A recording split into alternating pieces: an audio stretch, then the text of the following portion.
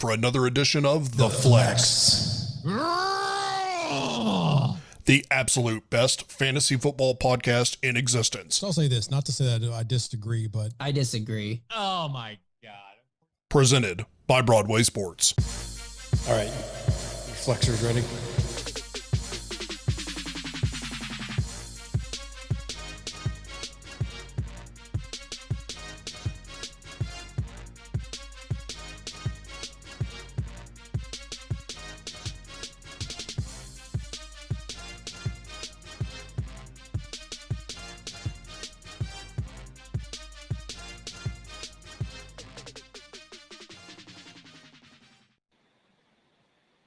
Welcome into the Flex. We are live. Welcome again. We got a great night for y'all planned out here. We are missing one right now. JG will join us when he can. He's on the way. He's in that California traffic, so can't blame him there. This is the Flex, though, brought to you by Broadway Sports Network, partner with 440 Sports. Head on over to BroadwaySportsMedia.com. Check out our selection of T-shirts, all of our articles. Go and get your new favorite T-shirt. Robert Greenlaw is modeling one tonight. He's a company man. Looks really good. That's really high quality. Thank you. It is. Would you tell people how soft it is? I imagine that's the softest T-shirt you've ever owned. Yeah, it's like, I don't want to say baby soft. That's kind of morbid, but it's like it's definitely the softest thing you're going to wear. So head on over there, pick up one of those T-shirts. They are fantastic shirts. I have a couple of them downstairs. I obviously did not wear them tonight. I'm still wearing my work clothes, but I will put those on later. I love them. Head on over there, check out all our articles, everything else you need at BroadwaySportsMedia.com. Use what's that code at Flex15 for 15% off all merchandise at the Broadway shop. I butchered that. Zach, how are you doing tonight? I am doing good. I'm actually in the middle of an 18-round fantasy draft as we record this. So far, my team is looking pretty good. It's a strange league where it is a 2-quarterback league, but there's 10 teams, and quarterbacks are so heavily weighed in the scoring. So it's like they made it on purpose to make it totally different than any other league that you could ever possibly be in, right? So within the first 2 rounds, 15 quarterbacks, I think, came off the board. Ooh. And I was able to get Dak Prescott and Matt Stafford. But going back through, I still have CeeDee Lamb, Julio Jones, Saquon Barkley, Chris Carson, Mike Davis, and I just picked up Myles Gaskin. And I think I'm about to get Javonte Williams and round out my quarterback or running backs and be done and just go wide receiver the whole way through. That's not a bad place to be once you get kind of settled into your running backs and you're comfortable and kind of start attacking the PPR section of your roster. That's not a bad place to be for sure. Not at all. So awesome. So like I said, JG's going to pop in here whenever he gets home. So we'll just have him pick up. In the meantime, I'll be going through his sit starts, at least naming who his sit starts are once we get to his spot. For that. But just to kind of give you a rundown of what we're doing tonight, we are going to go back to our tried and true format of sit starts, give you all our advice for our week 1, week to week, everything that goes along with that. Hey, Titans Film Room is tuned in. He'll be here in 20-ish, boys. That's a great update. Thank you, JG, for being dedicated to the show. After sit starts, though, and our sleepers, make sure that we're going to get to your roster questions, of course. But after that, we're going to have our fantasy draft live tonight. We're either going to keep the cameras rolling or we'll take a short break and we'll come back. But that's going to be going on tonight. We'll talk about the picks. Hopefully, they'll go pretty quick. We'll give people some grief. We'll go through them. So I'm excited. Greenlaw, how you feeling tonight? I know you got about 17 drafts tonight to go through. Yeah, I got my League of Record draft. What I'm more worried about than the draft right now is my team name. It's called Hollywood Darlings is the theme of our league this year. And our team names have to revolve around either a Brendan Fraser or a Keanu Reeves movie plus football. So that's a little challenge for our listeners. If they can help me come up with a fantasy team name by the end of this pod, I'll go ahead and use that. So it's a Brendan Fraser or what now? Or Keanu Reeves movie. That's okay. Yeah, either or, and it's got to be tied into football as well. Something around Point Break, whatever. Yeah, exactly. Someone picked someone picked, I think, Patrick and Tyreek's Excellent Adventure or something like that already. So something along those lines. Well, that's awesome. Well, we'll keep it up to date. If you have any suggestions for Greenlaw and his team name, either Brendan Fraser or a Keanu Reeves movie, let it in the chat. We'll vote on him. We may get to pick his name live here on the show tonight. With all that said, let's jump into it. Let's get into our quarterback sit starts. Zach, let's start with you. I know you've got something here for everyone. Drop some knowledge on us. All right. It's going to be Jared Goff is a sit. You obviously do not want to start anybody really from this Detroit team the first week out because they are going up against the San Francisco 49ers, and that defense is going to be stout. Last year, the San Francisco 49ers finished the 7th best team against quarterbacks, the 13th best team against wide receivers, and the 2nd best team versus tight ends. So basically, Jared Goff's not going to know what to do. And on top of that, you have to think that Nick Bosa is back. Nick Bosa missed the majority of last year, spent the majority of it on IR. He's fully healthy, so he's back. And this offensive line for the Detroit Lions is not very good.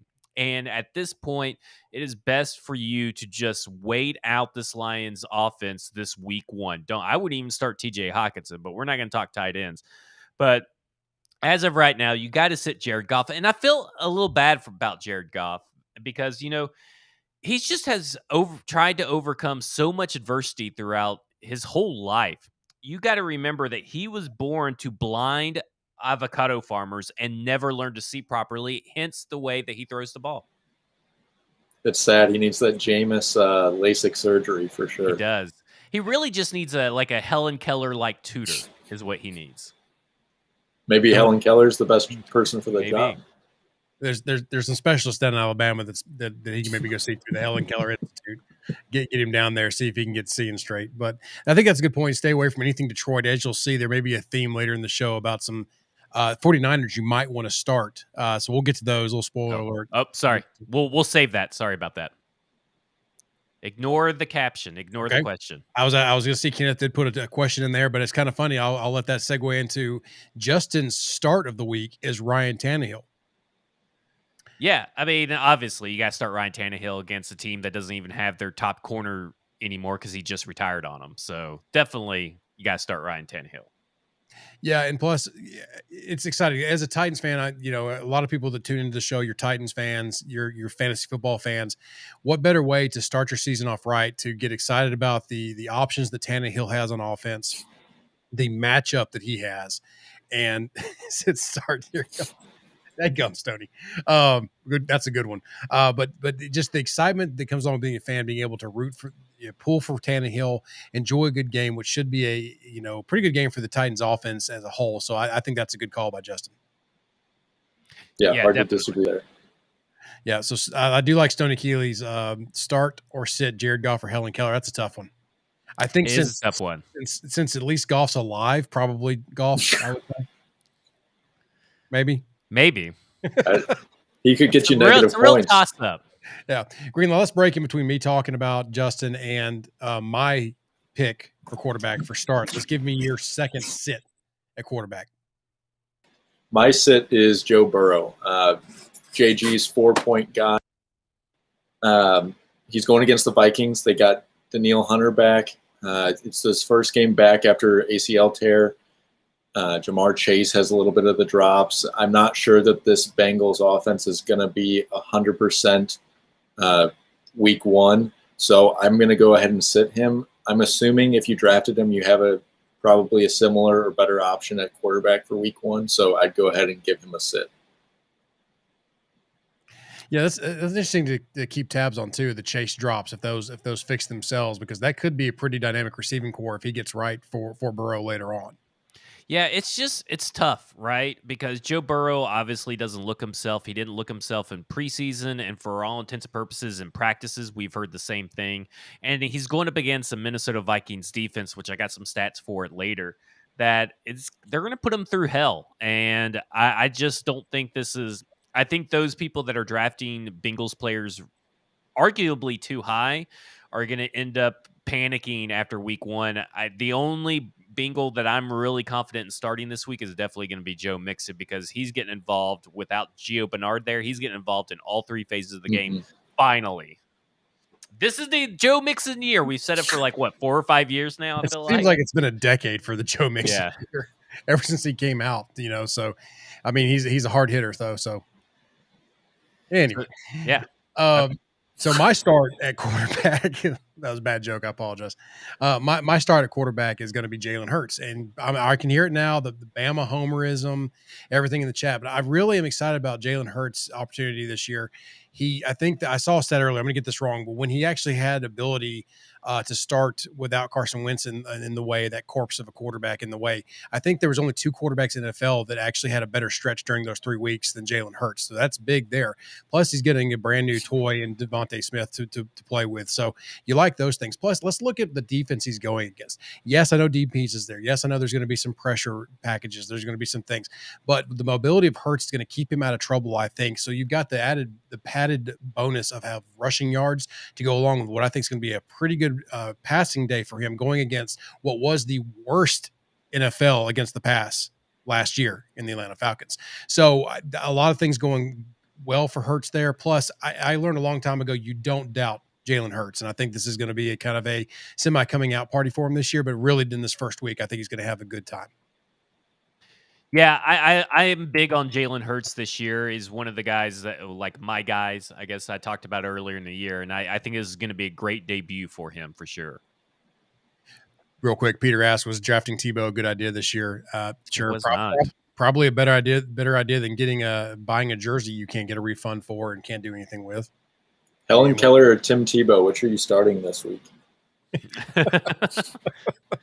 Well, all right, good question though.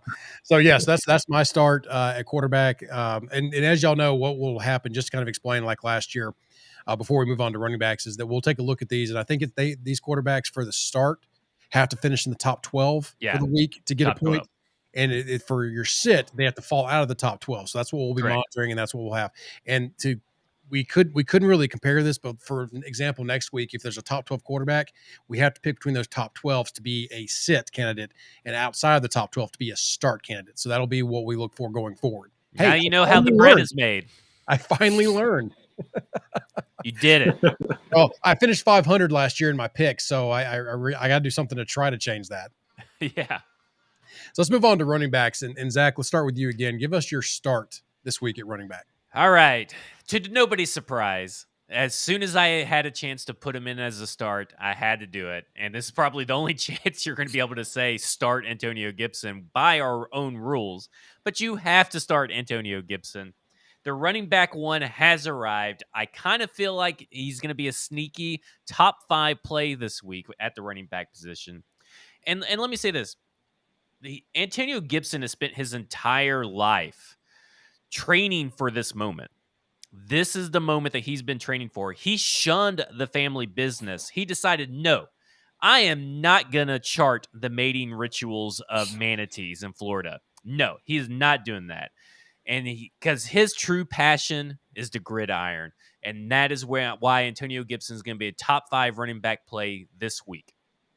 I mean, that just shows how big of a football guy you are, because the manatee charting is a very lucrative business. Not many people know that. It's extremely lucrative. So for him to be able to walk away from that and go all in on football is huge. So yeah, this is definitely the start of the week. It's very reminiscent of Art Smith turning his back on the family business of FedEx and here, because, he just loves football so much. And it's so great that Antonio Gibson has his passion, unmatched passion across the league. Unmatched. And, Gibson's Manatee Research Foundation. I smell another Flex t-shirt out there. You may get a few out of this tonight. Well, I have nothing football to add to that other than Gibson's always going to be a good start candidate. I picked him in a couple leagues. Hopefully I got lucky and got him in one. I don't know how he fell to me. I'm hoping he has a big year. I think he will. I mean, we've been a Gibson fan club on this show for a year and a half now, it seems like, since his draft. So I'll go ahead and give mine next. My sit for running back this week is going to be Ezekiel Elliott. I've been cooling my heels on Zeke for the past couple of years. Now, I will say this. The one thing that gave me pause about this pick was that when Dak Prescott was healthy last year, Zeke was a top 5 running back. So obviously I'm telling you to sit him in potential combined with Dak Prescott being back, that could be big, right?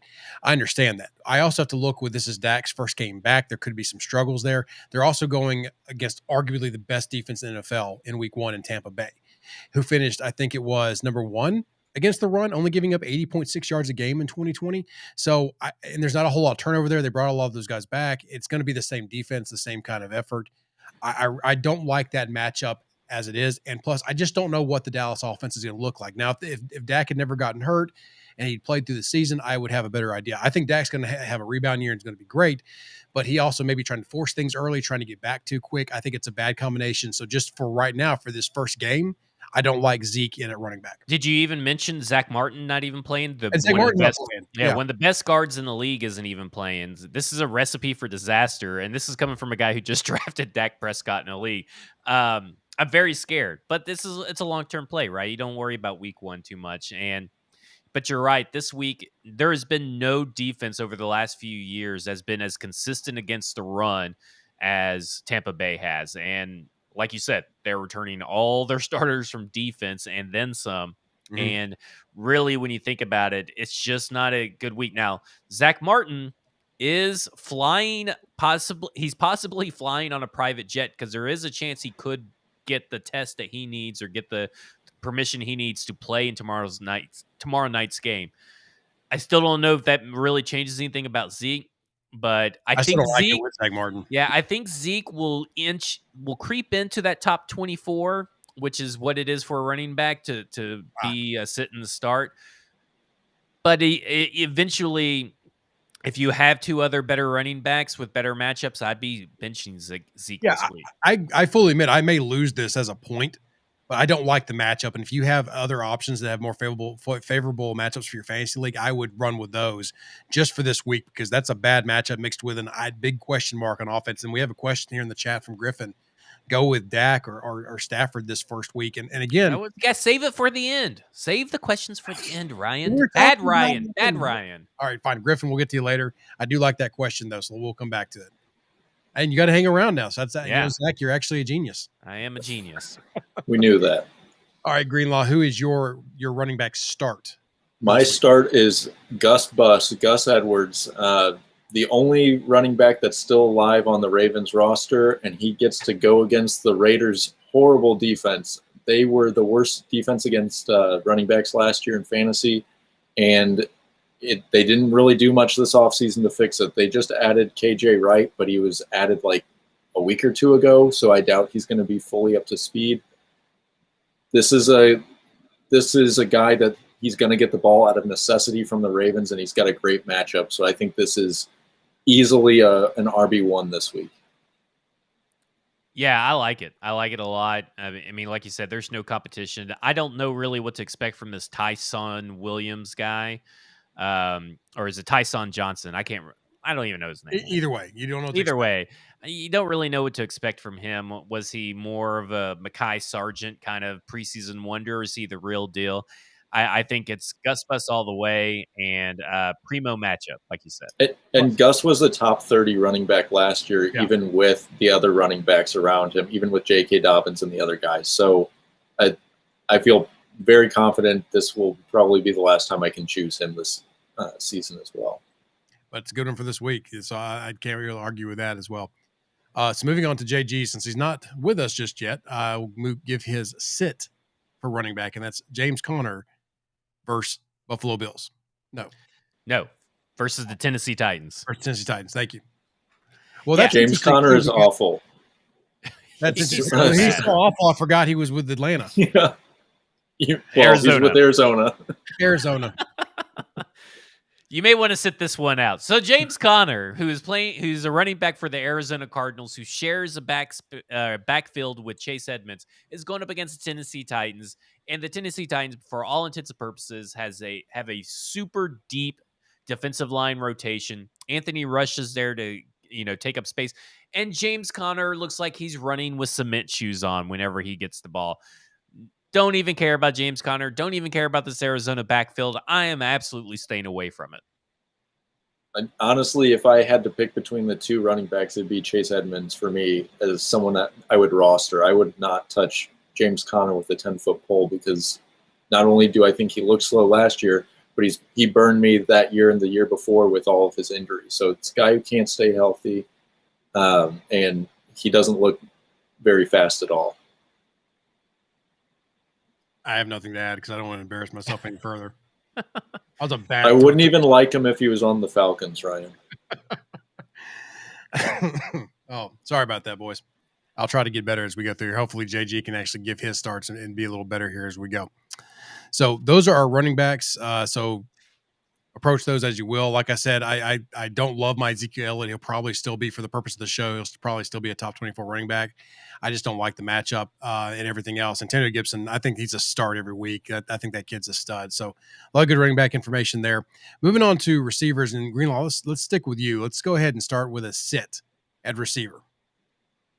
I'm sitting the Bama boy from that plays in Miami, Jalen Waddle. He's against the Patriots. I don't love a rookie going against Bill Belichick defense. Even I realize he's a wide receiver, not a quarterback, but I'm not sure I'm buying Tua against the Patriots defense week 1 either. Not that they're anything super special. I just think they'll probably lean on the run game or something and get Tua a little bit comfortable.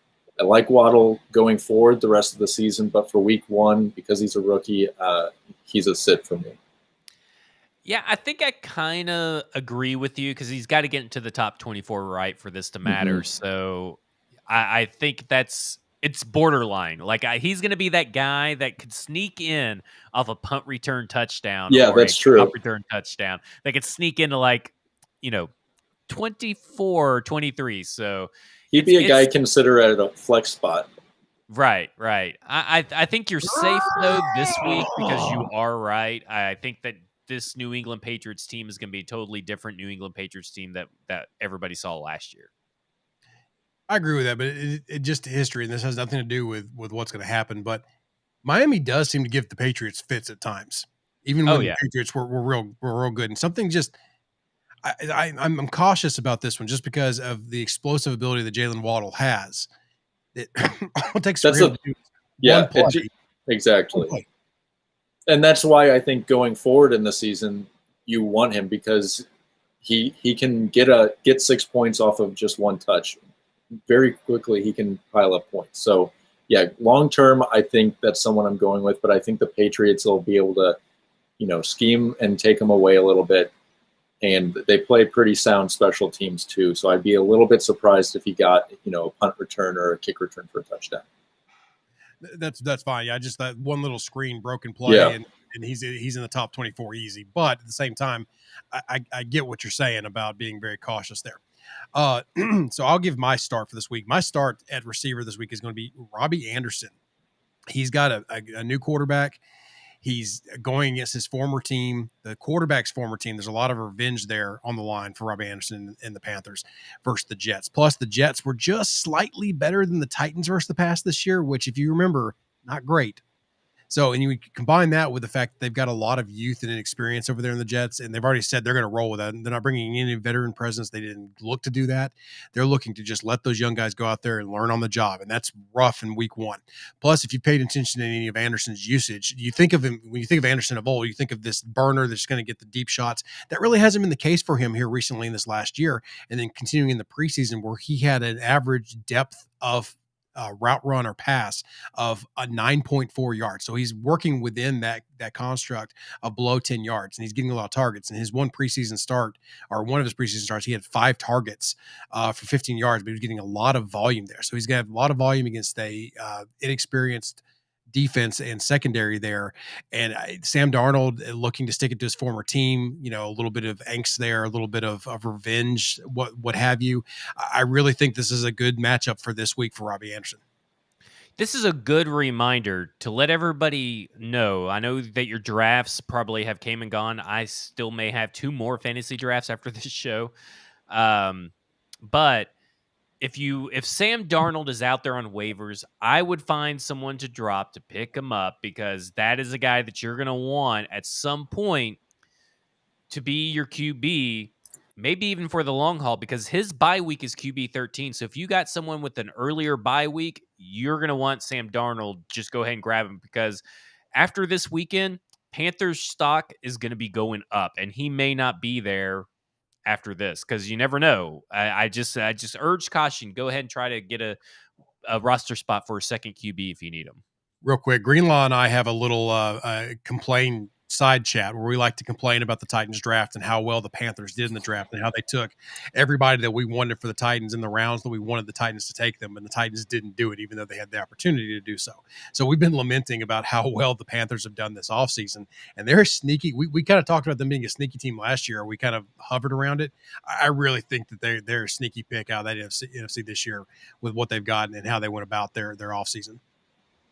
Yeah, I think if you looked at their draft and you looked at what the Titans wanted to do, if you swapped drafts, I realized the Panthers drafted a little higher in one of the rounds, but if you swapped drafts, the Titans would have been absolutely elated with what the Panthers did. And I think the Panthers are a team this year where you could see 5 very startable fantasy players on a week-to-week basis. I think you have all 3 of their top 3 wide receivers, and you have Christian McCaffrey, and you have Sam Darnold. All of those guys, I think, are extremely startable. And you might even have, I believe Dan Arnold is on their team too. He might even be a fringe streaming tight end you could have. So very good offense for fantasy points. I love the Robbie Anderson pick. Thank you, sir. All right, Zach, moving on to you. Who is your receiver sit? This goes with Joe Burrow, and my wide receiver sit is T. Higgins, who right now is projected to be wide receiver 17 when it's all said and done after week 1 is over. And to me, I just don't see it. We talked about the offensive line still being bad in Cincy. We talked about Joe Burrow still seeing ghosts and being a little timid in that pocket and being a little jittery. And I think that's going to affect T. Higgins the most. Then you also got Jamar Chase, Tyler Boyd, and Joe Mixon getting involved in the passing game. It's not for a team built like the Bengals where there isn't going to be a lot of time to throw. I feel like this is going to be a down year for T. Higgins, who had a great freshman campaign. Not only that, Minnesota Vikings upgraded their defense in the worst possible matchups for this Bengals team. They added Dalvin Tomlinson and Michael Pierce to that defensive line where there's already is Danielle Hunter. Not only that, they upgraded their defensive backs this year with Patrick Peterson, Brashad Breeland, and Xavier Woods, which is 10 times better than what they had last year. I think people are still thinking this Minnesota Vikings defense is going to be what they saw last year, and they've upgraded in the most necessary positions possible. And on top of that, I don't know if you guys knew this or not, but T. Higgins has not been busy in the offseason doing football things. He has been busy recreating scenes from Demolition Man, the Sylvester Stallone and Wesley Snipes epic movie from the 1990s, using Taco Bell hot sauce packets. I can't do anything with it. I mean, we all coped with COVID in our own ways, so I can't really say I blame them. Probably should have been out there catching passes from a jugs machine or something. Yeah. You just got to dive deep. When you're looking at these sit starts, you got to dive deep into what these guys do in their personal life and what their level of dedication is to football. T. Higgins, hot sauce packet movie scene recreator, then football. Over here, you have Antonio Gibson, who is football first, football second, football third, then manatee charting. So, just saying. Real fall from grace after going to Lake Panawana with Joe Burrow last year. Now he's a hot sauce boy. There. Yeah, That connection is not there. Lake Panawana had to shut down due to COVID. You hate to see it. Small family business affected by COVID. Yep. Oh man, that's not good. So I can see it now. The flex shirt for this one is just the flex in hot sauce packets. Yeah, I like it. That's what it is. I actually don't hate that. That's a actually big power tee and hot sauce packets can be a Vol shirt plus a T. Higgins shirt. Yeah. Oh, I let's keep it with the flex. I like that. I'm not wearing a power tee. Hot sauce package shirt. No, sir. All right. So what do we have left here? We've got Justin's start, and since he's lazy and still hadn't gotten here, what does he have, a job or something he couldn't get here in time? Supposedly. He's got Chase Claypool, who I believe still is with the Steelers, if I can get that right, and they are playing the Buffalo Bills. He is. And big boost to it's a power tee, JG. It's not the Vol tee, it's a power tee. I don't know if anyone saw it. I sent it to Zach today, but Juju Smith-Schuster sent out a Instagram video or TikTok video, and it was honestly one of the worst things I've ever seen. And because of that, I don't think the Steelers are going to throw him the ball once this week. So big boost to Claypool, and I think JG's on to something with starting him. I'm a big fan of Claypool anyway. I think he's the best wide receiver out of the three with Juju, Deontay, and him. But after that TikTok video, completely out on Juju. If you drafted him, go ahead and drop him because he is trash. He's a gamma. He's a gamma wide receiver through and through. Not even a beta anymore. He's not even a beta. No. He wasn't even a beta last year. Demoted. I mean, he's like wide receiver 4 probably on this team when you take into account, Eric Ebron, maybe wide receiver 5 with Pat Freiermuth.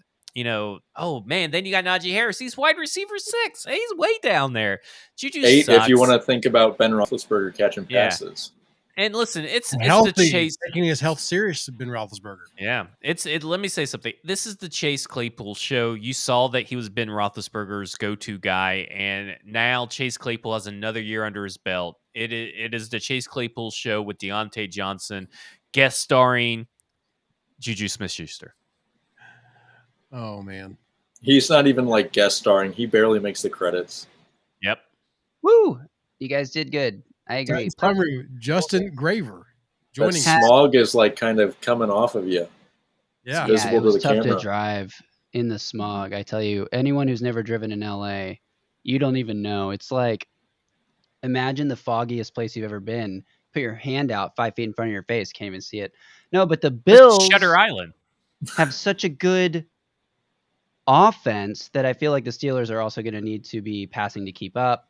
And Big Ben, well, I don't know if Big Ben threw the ball downfield much in the preseason, but Chase Claypool was targeted downfield in the preseason. It may have been Mason Rudolph throwing the ball, but we'll see some big downfield shots to Claypool. I like it. Well, Graver, since you've just joined us and you haven't had a whole lot of airtime tonight, let's leave it with you. Let's move over to our flex position and give us your sit in the flex, which Zach questioned you earlier on. Which is ridiculous that you don't think this person's going to make the top 50. Can you remind me who I chose? Damian Harris. Yes, Damian Harris. So this is a situation where it's not that I necessarily feel like he won't make the top 50, which I know my record for the season will be impacted if he does. But it's a situation where I feel like a lot of people drafted Damian Harris kind of mid to later rounds in your draft. And I just want to see it before I put him in my starting lineup. So if you have another flex guy, a wide receiver or something that you could throw in there, I would put Damian Harris on the bench this week. I also think the Dolphins could have a pretty good defense. I'm interested to see what the Mac Jones-led Patriots offense looks like. And I'm interested to see how the goal line touches are distributed. And Damian Harris could easily score a touchdown this week. And if he does, I'll probably look like an idiot. But I just want to see how many carries he gets, what this Patriots offense looks like before I put him in my starting lineup. So that's why I have him as a sit in the flex. I think that's it's the wrong move, and I get what you're saying. I just from the perspective of trying to prevent me from having back-to-back championships for sit start, I feel like this is a grave error on your part. A graver error? Graver error. Oh my gosh! Wow, new T-shirt idea. Do we have the rights to that? We do now. We do. Zach did finish. What was it? 43 and 37 last year. Just pacing us. Just running us all out of the building. Who was in second place? Who was the Graver? You were second place at 36-34, just behind you. Me, 35 and 35, and Greenlaw. I can't find your record. It's only one behind me. Deleted. I did delete the pickup on accident. I think you won that though, didn't you? I believe so. Yeah. So at least you can pick football games. And I won the fantasy league. So I mean, really. So do as I do, not as you say, kind of thing. Yeah. Speaking exactly. of the fantasy I'm league, giving you guys a little misdirection so I can win again. the fantasy draft room is open, flexers who are participating in that draft. Oh, I probably should open that window at some point. I'll get to that later. I'll join that later. We're not doing a live show or anything about that. No big deal. So let's move on then. Greenlaw, who is your start in the flex? Well, for the sake of time, I'll keep it brief. But he's facing the Detroit Lions, so that's why he's a start. But I'm going with Brandon Nyuk. He was really good last year in his limited time. He was wide receiver 1 material when he was the only wide receiver there. But I love all of the 49ers this week. Start them all. Start them all. Fun fact, this was my start at receiver until I saw that you had him in the flex and beat me to it, and then I had to take him out. But that's how much I agree with you. I was self-confident I was putting him in wide receiver starts. Thank you. So, all right, so we'll move on to me then. And the same thing with the Damian Harris pick that Justin Graver did. I'm probably going to lose this one as well. But Jonathan Taylor is my sit in the flex because it's real sound science. It's F the Colts. So this is the guy who pretty much across the board was a top 10. Top 15, sure. Not top 10 pick. Sure. Won't finish top 60 at his in the flex. It's bold. This week. It's bold. Hey, very bold. We got to have bold decisions. But in all honesty, I like it. There have been the comments about the backfield share of touches, what they're going to do with everything. He's going to get a foot injury at some point during the game. The way this team is going, everyone else has. It's just his turn next. So you don't know what offensive line is going to be out there for him. It's just, in all honesty, all jokes aside, it is kind of a weird matchup there. Plus, they're going against Seattle, which finished, I think, fifth against the rush in rush yards per game last year. So it's a stout defense when you might not have all of your offensive line, and especially some of your best ones who are still recovering from things, the COVID, feet, whatever. He might get injured the way that they're going, like I said earlier. Who knows what they're running out there at quarterback as well. It's just an uncertain time. And, like I said, F the Colts. Carson Wentz is expected to start, but I just want to say, for anyone out there who takes this advice and benches your top 12-ish pick, that's on you. You are hanging some onions by doing that. And that doesn't mean it's a bad move. I mean, top 12 picks. Probably do not have someone better to plug in there. Hey, man, if you drafted well enough, you shouldn't have drafted Jonathan Taylor. I totally didn't make this pick at 2 a.m. off the seat of my pants. Just got tired and just selected him. Did not happen at all. It's fair. It's a fair pick to me. I like it. Moving on, Zach, who is your start in the flex? Well, I'm going with Mike Davis. It's pretty cheap. He's obviously going to be in the top 60. But the reason that I wanted just to highlight some Mike Davis, because I don't feel like we really gave him his due. We talked about dedication. This whole episode has been my thing, the dedication to the game. And I will say this, Mike Davis, he got worn down last year in Carolina and everything, and now he's coming into a featured back role, but he got his mind, his body, and his spirit right. He spent the offseason off the coast of Majorca, bathing with civet cats, tripping on shrooms, and it just changed his whole perspective on shit. Sounds like the plot of White Lotus. Did he do that? I don't know. We haven't started White Lotus yet. We're watching 9 Perfect Strangers right now. Wow, you came up with that without watching White Lotus yet? Yeah. It was like literally That's definitely White Lotus. Straight stolen from Zoolander, by the way. Bathing off the coast to coast. Bathing off the coast. Fuck. We went to the Costa Rica bathing with spider monkeys, tripping on acid, changed my whole perspective and shit.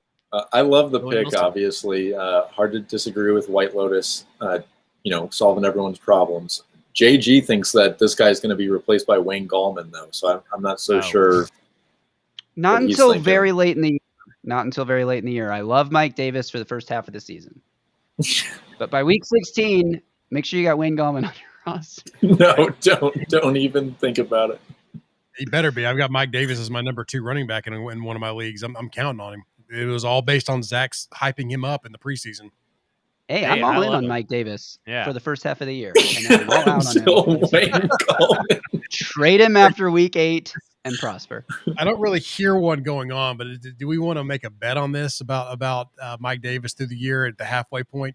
I don't want to make a bet on Mike Davis, but I'll make any bet JG wants to on Wayne Gallman, since that's his guy.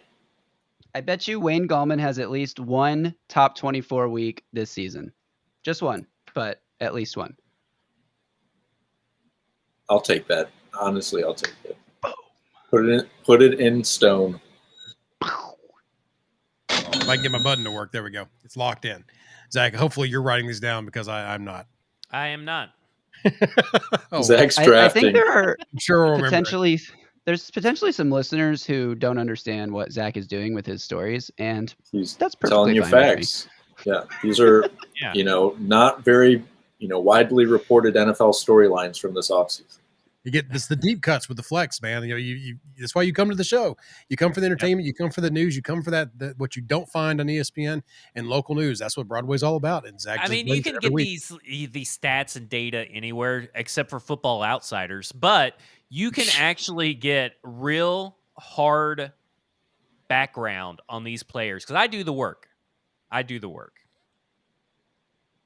the work is very evident. Look at the record, look at the results. Hardest working man in fantasy. I tell Nobody you. should sleep on Zach. Speaking of sleeping, let's move on to our sleepers here. Justin, is the graphic going to move with us, or are we? Oh yeah, I forgot about the graphic. I normally don't do this job. I I don't normally do this job. Right. Our producer was out of here today. You're fine. But please. All right. I'm sorry. My sleeper for the week is Melvin Gordon. That's right. We are returning to an old faithful friend here that we pretty much never got right on last year's flex. But hey, we're going to get him right this year. And don't take this as an anti-Javonte Williams sentiment because I loved me some Javonte Williams. I've drafted him in multiple leagues. I'm all in on Javonte Williams. This is more a bet that the Broncos are going to dominate the Giants. The Giants were pretty good against the run last year. They were 10th in rushing yards per game allowed last year, which is decent, top 10. But those are volume stats that I don't really buy into very much. So ignore that nonsense and look at the fact that the Broncos are going to run a slow-paced game where they want to run the ball. Melvin Gordon played a lot in preseason week 3, and he looked pretty good. And he's going to get the start, even though there's all this hype around Javonte, that I think he is going to catch a couple passes, going to run for 60 to 80 yards, and he's going to get in the end zone. So Melvin Gordon, sleeper in the flex. If you have to bench Jonathan Taylor this week, Melvin Gordon could be a good option. Yeah, I think Melvin Gordon's pretty good. The problem that you have with Melvin Gordon is that it's the Denver Broncos backfield and is always the worst and biggest headache. But you saw Rose Freeman get cut. Philip Lindsay's not there anymore. It's really a 2-man backfield, which is really good news. But I'm not going to buy into any of these Denver running backs. I'm not buying into Melvin. Vic Fangio spent all week talking about how much he loves Javonte Williams and how he could see him never taking him off the field. So I don't know how much I'm buying Melvin. Yeah, is Vic Fangio a liar, though? Is he Bruce Arians 2.0? Could be. Maybe. I don't think so.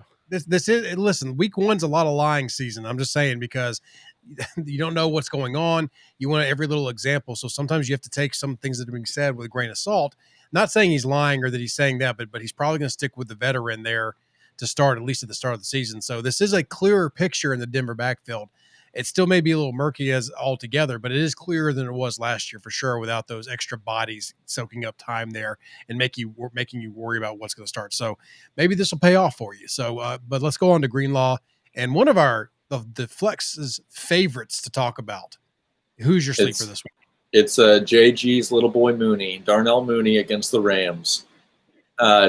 Mooney is going to face whoever the Rams' number 2 corner is and a little bit of Jalen Ramsey because Jalen doesn't shadow everyone. He shadows a couple wide receivers in the league, and he moves around. Last year against the Bears, he moved around on Robinson and Mooney, and Mooney cooked him on a double move down the field. So I could see Mooney having a little bit of success. He's a guy that really just needs one big play, and he's going to get a lot of targets because there's really not a whole lot of pass-catching options for the Bears.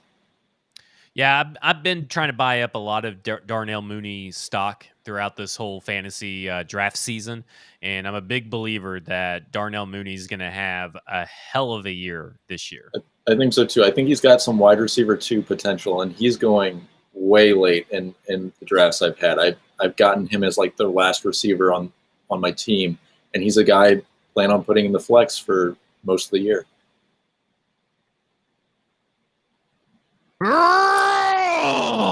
There you go. Same time. Thank you. So that's we love Darnell, little boy Mooney on this show. Justin, Mooney boy. Your little Mooney boy. I still can't believe you said that, but it's the gift that keeps on giving. Thank you so much. So see what's so bad about it, but whatever. Just didn't, whatever. You know what? It's perfectly fine. You keep saying it Make a T-shirt. Why not? This is the T-shirt show. We're gonna have at least 7 ideas to pitch to the board after this to see what we can get up there. So far, the pack leader for me is the hot sauce packet flex shirt. I really like that one.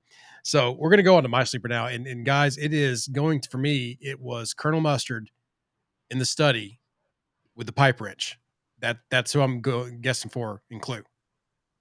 Call back me not getting Mostert's name right, Colonel Mustard. Oh, gotcha. All right. So I'm going Raheem Mostert. But a defeated all right that was. All right. I thought it was good. I spent all day on that, 10 minutes, and no one liked it. I knew where you were at, but I still thought it was so obscure that I needed to let you. Played Clue? Anyway, so that's been the running joke. I couldn't get names right. Hey, stick around. I will butcher whose people are playing for, what their names are. It is a laugh a minute with me. You just said Daryl a second ago. I mean, exactly. We're right on So you don't know what you're going to get from me. I literally have Darnell literally right here in front of me, and I still said Daryl. That's how bad this is. But again, our running theme throughout the night has been start skill players versus the Lions. There's no different here. At Detroit, I'm looking, if you want to look at the player, though, I'm looking for a bounce back year after an injury-filled 2020. I'm looking for, especially earlier in the year, they're going to work Trey Sermon in at some point later in the year, possibly, and that could take away from some of Mostert's activity. But right now, start of the season versus Detroit, in this, Detroit finished 28th against the run, dead last in total yards, and they're projected to do the same because they're just not looking good out there. And you roll out your receivers, they're going to score early. The running backs are going to mop it up late and get you some points later in the game. And I like any 49er skill player. I know that you just can't distribute everything. I think you take your chances here against Detroit, roll them all out there if you've got them in your lineup.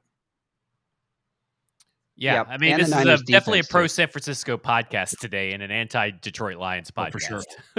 Definitely a matchup you want to take advantage of if you can, regardless of who's at quarterback, regardless of who's receiver, start them. They're going to. Does this mean that the Detroit Lions are going to win this game because we're all in on the San Francisco 49ers? I got to go check Hold on. Listen, if I had to do confidence rankings, I would put the Niners beating the Lions as my most confident pick of the week.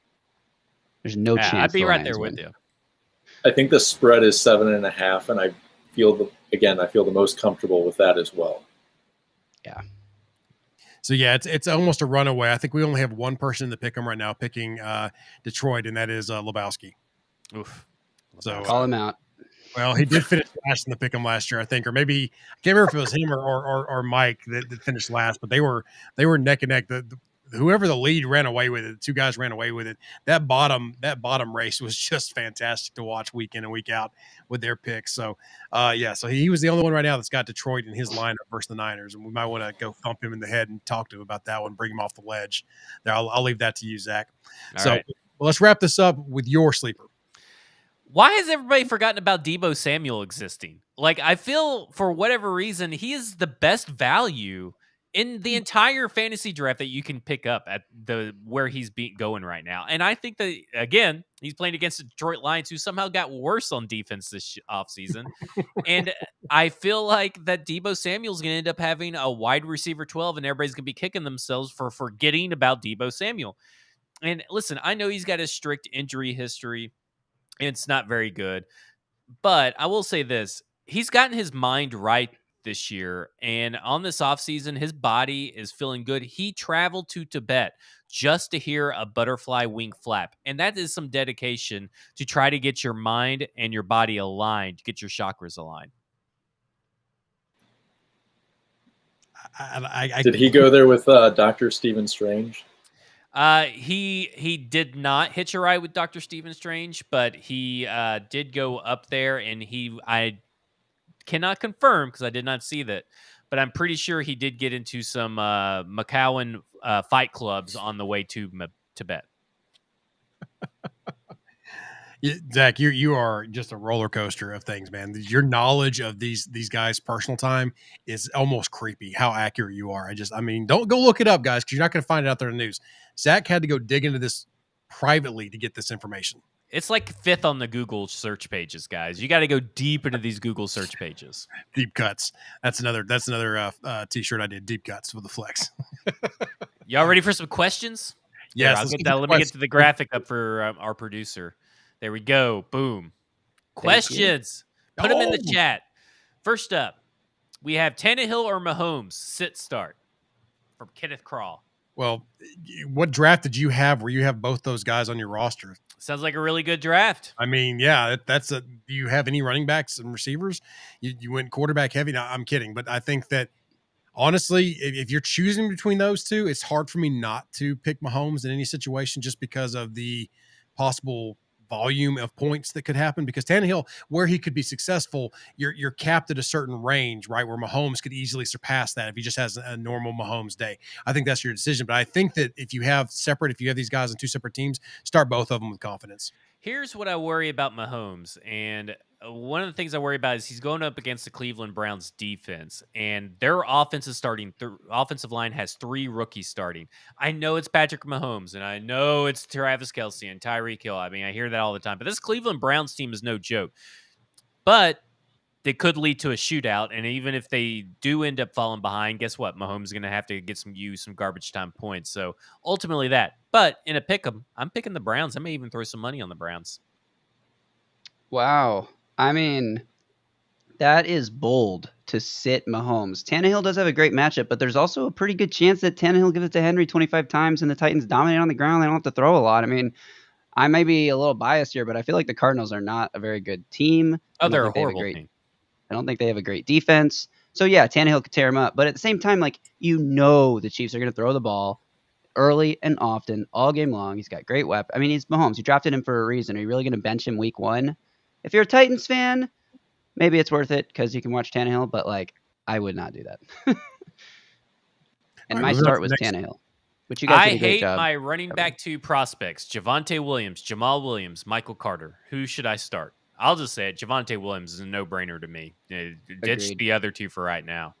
Jamal Williams is interesting, I think, if Swift doesn't play. There's it looks still like a little Swift bit of a question. trending. Yeah, it is still a question, but he's trending towards playing. So because of that, I would probably lean Javonte. Again, I don't think the Giants are good at all. And, I mean, it's either Javonte or Jamal to me. Michael Carter, I think, is going to have value this season, but not week 1. For whatever reason, Tevin Coleman appears to be locked in as their RB1, is the only running back that was inactive for their final preseason game as they were resting him to sit their prized starters. Now, Tevin Coleman never lasts a full season as a team starting running back. He's never done it before. He's not going to do it now. So Michael Carter will have value later, but not week 1, in my opinion. Yeah, that's all I was going to say is that Michael Carter is interesting to me later in the season as he picks up steam. I think that's a sneaky pick up a RB2 fill-in type player later on in the season as you're making your playoff run. Those kind of things. That's what I look for from Michael Carter. Not a question, but wanted to shout out wearing my Flex t-shirt at bowling night. Well, thank you so much, Daniel, for flexing that Flex t-shirt at bowling night. That's awesome. And I believe Daniel is the only one wearing a Flex shirt in Iowa. That is true. We have confirmation on that. We got 2 more questions real quick. Should I start Julio Jones or A.J. Brown? Goes against my rule of having 2 players on the same team, but accidentally drafted both. I'm going A.J. Brown. I have both of those guys on a team. Yeah. Well, which one are you starting? You just going to start both? I'm starting both. Against the Cardinals? Who's going to cover these guys? These guys could combine for 20 targets easy. I mean, who else is catching the ball? It'd be better to maybe know who Tyler Boyles has as a third wide receiver to choose from. But, I mean, I don't blame you for starting both, but I think the touchdowns and stuff are going to go to A.J. Brown. And if you're going to take in fantasy, do it week 1, right? If you're gonna, I mean, and especially this week with the matchup, do that week 1. I would lean if you're asking for either or. I would probably go. Honestly, I would go with Julio just because the first game he's healthy, probably as healthy as he's going to be all year. Roll him out there and see what he can do. Let the big dog eat. I don't know if it's PPR or not, but Corey Davis or Cortland Sutton. Oh wait, can I say this really quick? Sorry. What are you trying to say? I know it's taking too much time, but I just want to tell you about a league I have. No one cares about your fantasy football league. 6 minutes before 5 drafts start. Corey Davis or It's the last Cortland question. Sutton. I'm going Cortland Sutton unless it's PPR. Then you go Corey Davis. Yeah, I agree. And then we do have a comment from Stoney because JG's led some people astray. Absolutely, you should not do that. It is PPR, so for this question, it is PPR. So I would say Corey Davis. Corey Davis, yeah. I say Corey Davis too. I'm scared of Cortland Sutton Was he until I named see. captain this week too? Corey Davis? He was. Yeah. Corey The Davis. team was likes captain. him. All right, So take that's us him. home run so we can get to this fantasy draft. Yeah, so stick around. What we're going to do, after I close up here, we're going to take a short break. We're going to get organized. We're going to come back and go live again with our fantasy draft and be able to bring you the we'll see how long we can take it out, talk about the draft picks, everything like that. Head on over to BroadwaySportsMedia.com. Check out all of our articles, podcast, everything else we've got going on there. Go remember Flex 15 for 15% off t-shirts. The Greenlaw's modeling the Fantastic Flex t-shirt again tonight. It is fantastic. It's soft. It's comfortable. Go get you your new favorite t-shirt from BroadwaySportsMedia.com at our Broadway shop. Follow Zach at Edwards. You know what? I'm not going to give the handles. We'll give them after because y'all are all coming back and you're going to join us for the draft. So I'll give them later. So we'll see y'all here in about 10 minutes. Thank you so much, Flexers. We'll be back.